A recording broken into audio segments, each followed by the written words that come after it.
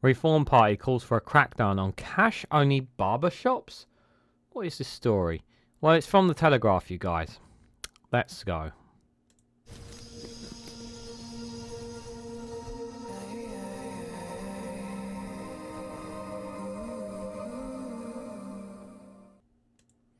Good morning, good afternoon, good evening, wherever you are in the world. This is Reganelite here with an article from the Telegraph. Yes, the Telegraph. With a headline of Reform Party calls for a crackdown on cash-only barbershops. Proliferation of Turkish hairdressers is a taxpayer rip-off and they must be a front for money laundering, declares Richard Tice. Guys, while you're here, make sure you hit the like button and share this across social media so others are notified of this video. Yes, I'm kidding you not. Richard Tice thinks one of the biggest institutional issues that are taking place in our country that reform must crack down on is barbershops. Yes. This is not something. This is once again. This is them going down this path of this so-called culture war nonsense, right? And believe it or not, these so-called Turkish barbers, there is literally nothing going. Yeah, like in my area, I know one or two Turkish barbershops. And I've even had my hair cut from one or two Turkish barbershops. And guess what? I didn't see any money laundering taking place there. So, like, what is this? What is this premise? Now, okay, you can argue obviously about cash-only barbershops. Maybe you're just saying that maybe they should be doing card, and maybe you can make that argument or whatnot. I'm sure that there's a case for that. But is this really something that you, the British public, are something that really are concerned about? Are you really concerned about going to your barbershop and, oh man, I forgot to take cash, and you find yourself in big trouble? Please. Like, this is just this is really is a silly story. So, Regan, why are you highlighting this? Well, I wanted to highlight this because this is where this shows, in my opinion, the weakness of the Reform Party. Rather than talking about some of the biggest issues that are taking place in our country right now, this is something they want to talk about. Barbershops. So let's read what they've actually had to say in this. And yes, this is from the Telegraph, who have already declared their undying support for the Conservative Party. So yes, do take anything you read from the Telegraph with a big pinch of salt. So cash-only barbershops are facing a crackdown under a pledge by Reform UK as the party claims many of them are fronts for money laundering.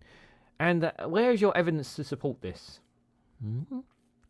Richard Tice, the party leader, has dubbed the recent surge in barbershops on high streets around the country as another great British taxpayer rip-off, promising to tackle organised crime if his party gets to the government. Okay, but where's your evidence? There are currently 18,624 barbershops operating in the UK. The latest figure by the local data company shows with 665 have been opened last year despite the relative decline of the high streets in the big cities and market towns. Well, there's also been an increase in charity shops and other and there has been a few cafes and things that have opened up in places as well to take up some of these slots. But what does that doesn't just because there's been an increase in so many barbershops have opened up doesn't mean that they are all racketeering. Again, where is the evidence? The small town of Sedgley in Dudley, West Midlands, has a population of less than 12,000, yet more than 20 barbershops, many of them branding themselves as Turkish, prompted the local Tory MP recently to raise concerns about the legitimacy of such businesses. Okay. Experts and senior industry figures have warned that some of these barbershops are involved in illegal activities such as human trafficking, forced labour and money laundering, and are undercutting honest traders in communities. Okay, but do you... Experts and senior... What evidence do you... Again... The Reform Manifesto states that any foreign gang crime accounts for most organised crime in the UK at the cost of £37 billion per year. 37 billion! Where have I heard that figure before, guys? Ah, yeah, the test and trace system. That 37 billion that we never got back. You remember that, don't you? This includes drug, people trafficking and money laundering through barbershops, car washes and nail bars. Now, is there a lot of money laundering? There is absolutely no question there is money laundering within the UK. I'm not going to dismiss the fact that there isn't organised crime in the UK, especially with this police force. Of course there is. The undercutting of our policing and the last 14 years has definitely not helped that in any way, shape or form. But I feel like this policy is kind of like a nitpick sort of thing. It does feel like that to me. The party has pledged to increase the budget for both the National Crime Agency and the National Drugs Intelligence Unit in its first 100 days in government as an effort to crack down on organised crime. Okay. Where are you going to get the money for it? The money to increase these budgets, exactly. In a video posted by Reform on social media too this week, Mr. Tice asked, how come there are barbershops appearing everywhere? Is our hair growing faster or are we being ripped off? Question mark. Again, where is your evidence? Turns out that many are just fronts for money laundering profits, with ever-growing drug trades, with ever-increasing violence that goes with it. Local authorities and the police are refusing to do anything about it. They're either scared or incompetent or corrupt. This has got to stop, and it's got to change. And once again, it's only Reform UK that calls out another great British taxpayer ripoff. Again, where is the evidence? Like, okay, if some people have got some evidence in the comment section down below, tell me, like, direct me to where there's been many cases of Turkish barbershops that have been affronts for money laundering. Send me links, send me links or point me in the direction of where they are, because quite honestly, I've not heard any. It's entirely possible there may be one, maybe two, but is this the massive big issue really taking place in the country? Mr. Tice's pledge will likely be welcomed by the wider hairdressing industry, which is waging its own war on cash-only barbers. Okay. The National Hair and Beauty Federation is currently working with HMRC on what it describes as a crackdown on tax-avoiding businesses. An ongoing reality for this sector is informal businesses operating on a cash basis on the margins, not paying tax or VAT, means that they charge lower prices, undercut and threaten the survival of responsible businesses and undermine legislation requirements through disguised employment practices, the Federation's manifesto published in May states. Well, if you can prove that they have not been paying their tax and VAT, then by all means clamp down on them. But do you have the evidence? Is there evidence? Again, I say the question again: is there evidence to support this? Caroline Lansky, the chief executive of the Federation, told the Telegraph that a lot of its members feel they are being undercut by cash-only barbershops that may be operating illegally. They're doing everything that they should be doing. They're doing everything they should be doing legally, dotting the T's and crossing the I's. And there will be a little salon or barbershop that pops up down the road that isn't doing that, which is really quite frustrating, she said. Barbershops are a fast-growing industry within our sector, and you only have to go onto the high street to see a number of different barbershops that are there. And it's great for our industry so long as they're all legal and playing a level playing field. According to local figures from a local data company, Edinburgh is the town with the most barbershops in the UK, with 91 in total, followed by Manchester with 53, Brighton and Hove 45, and Liverpool 43. This is from local data company. I don't know them too well, but they're claiming Edinburgh has 91 barbershops. Do they need 91 population? Population per barber, that's 5,553 apparently. Interesting. Marco Lotsky, the MP for Dudley, recently took to Facebook to express concern over the rise in what he described as so-called Turkish barbershops in Sedgley. I can't really be a hypocrite because I use Facebook myself. So he wrote that he recently visited a barbershop in the market town that has been serving the community for more than 20 years. They have witnessed multiple so-called Turkish barbers popping up everywhere in recent years, he said, sometimes more than one on the same road, so their business has impacted. Many suspect that most workers aren't Turkish and they are most likely to be Albanian, Iranian, Syria, etc., who often do not speak English. If your barber doesn't speak English, okay, and he cuts your hair exactly how you want it to be cut, does it matter if they don't speak English? Answers on a postcard, please. Just going to put that there. They're also, and by the way, again, like, why are we pointing out certain nationalities here? Would we be doing this the same if these were white barbershops with white people working in them? Would we be cracking down on them as well, or are we just cracking down on these just because of their nationalities again? There are also concerns around people trafficking in the barbershop industry, with Charity Unseen receiving reports of 13 potential victims in the hair salon barbershop industry in 2023, almost 20% increase from the previous year.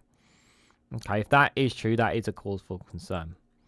Andrew Wallace, the charity's chief executive, told the barbershop the rapid proliferation of barbershops on Britain's high streets in recent years, especially cash-only operations, may be a cause for concern for potential labour exploitation. While the number remains small, the simple economics of market salutation and the similarities to the former rapid rise in a cash-only bonusing model in now bars predicted on exploration means further monitoring and awareness of rights for workers is needed to assess if abuse is taking place or growing. An NCC spokesperson told the Telegraph, while most high streets enterprises will be entirely legitimate, organised, crime groups may seek to use businesses to conceal their activities or launder the proceeds of crime. Businesses that often trade in cash are among those that can be exploited in this manner. The NCA targets are serious and organised criminals presenting the greater risk to UK public and works with partners across law enforcement, government and the private sector to distribute illicit cash flows.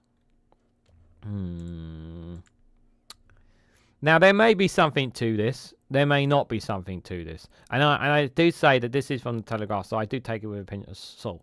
However, is there money laundering in the UK? Of course there is. Is there entirely possible that that there are some barbershops, nail salons, and other high street businesses that are not paying their taxes and dodging? Yes, of course there is. I think there are some out there that are doing that. There is absolutely no question that there are some out there who are breaking the rules and should be cracked down on without a shadow of a doubt. I'm in agreement with those industries that should be done.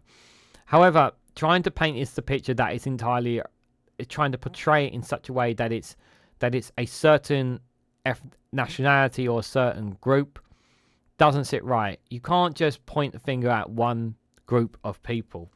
Yeah, if you're going to do this with Turkish barbershops, you got to do it with all barbershops, I would say. But is this something that is one of the biggest issues taking place in the UK right now? No. Is this an issue? Yes. Does it need to be looked into? Yes, absolutely, no question. But is this a policy that you guys that would make you want to vote reform out of policies that other parties are introducing? Probably not. I mean, it's something that I think if other parties were given an opportunity to look into and whatnot, or if Labour was coming to power, would they look into something like this if they were given the option? I think they would. Whether they will copy it and paste it, I don't know. But I don't think this is something... I just feel like this feels like a bit more stoking the culture war for me, rather than actually addressing this issue. And he doesn't say like it says... He says they will increase the money for the national crime agencies and whatnot. Well, where are you going to get the money from? Like, again, no real information there as well. So, while on paper it sounds good, like you want to crack down on these so-called barbershops that may be or may not be paying their taxes, which I agree on, but not really enough detail has been given here. But like I said, I want it to be diverse when it comes to the general election. So this is something from Reform UK that says they're going to bring forward. But maybe some people think this might be a bit more or less. But at the start, I would just think that this is not really something is a priority right now.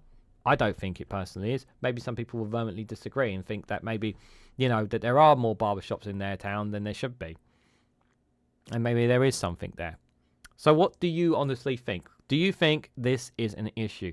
Do you think there are more barbershops popping up than you've been before? Do you suspect that barbershops that take cash only? Have you ever gone into a cash only barbershop and asked why you only take cash? Let me know your thoughts about all these and more in the comment section down below. Is there something here that maybe people should be looking into? If you found this video interesting, please hit the like button, we greatly appreciate it. Share it across social media so others are notified of this video. And subscribe, because it really does help support the channel. And if you want to go one step further, financially support me and the work that I do here, you can do so by becoming a YouTube member for as little as 99p. Or join me on Rumble, Facebook or Patreon for exclusive content on those platforms. So thank you all so much for watching. I hope to catch you all very, very soon.